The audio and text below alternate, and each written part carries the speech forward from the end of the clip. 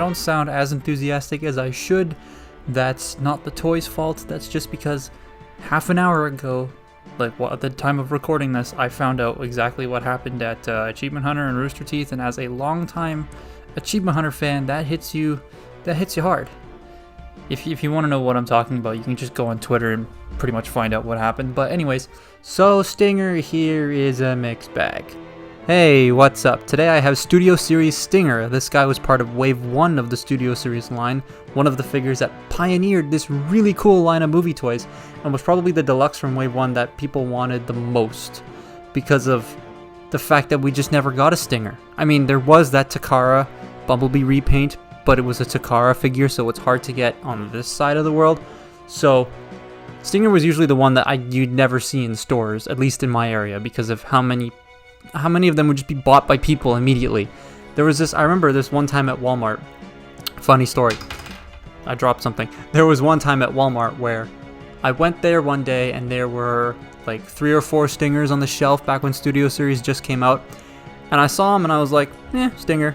I wasn't going to buy it at that time because I didn't think it was worth $30 in my opinion.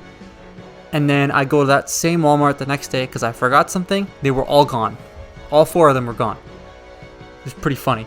Anyways, I really love the concept of Stinger in Age of Extinction, and he was very underused in the film. He would have been such a cool Bumblebee opposite. He did get a couple of cool short fight scenes in the film with Bumblebee, but he was heavily underused, and that's probably why he didn't get a proper toy here. There was a Takara Age of Extinction repaint of Bumblebee, which I would like to get at some point because I've never experienced that mold, and apparently it's actually really good. So I'd love to get that Bumblebee one day. Plus, people want me to remove the backpack on it, so one day I'll get one, don't worry.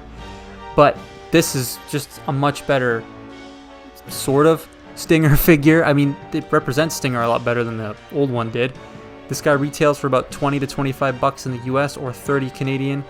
And you'd be hard pressed to find one today for that price because we're on like wave 50. We're on a lot of waves of Studio Series, and this guy was part of Wave 1, so obviously not out anymore. There was also a blue repaint of this as the KSI drone. I think that's what it's called. I can't remember. But there was also that. Also, that came out a few waves ago, so you're hard-pressed to find one now. But don't pay some of the ridiculous prices on eBay for this thing. It's definitely not worth that. Stinger here is red and black and has some weird-ass proportions. The torso is the part that kind of messes me up. I don't know. It's got this weird look to it that makes the whole figure just feel weird in general. The neck doesn't tab in. There's a gap in the torso. It's like weirdly misshapen and stuff because of where the wheels are. It just looks odd and makes the proportions of his entire torso feel off, along with that like massive gap in his gut because of the way that the hinge works there. I don't know. It just looks weird to me. The toy itself is also kind of small. Same size as B, but it's a bit thin and kind of tiny. It does look nice next to other figures, but I would love to get the Takara one. Just, I have to find it at a reasonable price because it's ridiculous. You get these disc things with the toy that peg into the back, just like in the movie, which he never used, but they're there. They can also peg into the hands, but not very well. But you do have a nice movie-accurate cannon. It is non-removable. Unfortunately, it's actually riveted into the toy, so you need if you want to remove it, you need a soldering iron and skills that I do not have.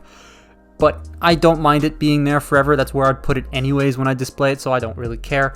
Articulation is passable. He's missing wrist joints, a waist joint, ankle pivots, and the kibble kind of gets in the way of a lot of things.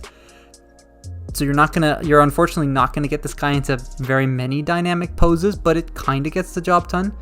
Transformation's a bit clunky. The back end kind of bumps into itself a lot, the way that the legs transform. It's just, clearance is a bit of an issue. That's the only thing. And the windshield, getting that tabbed in, like the cannon, also can be kind of a futz.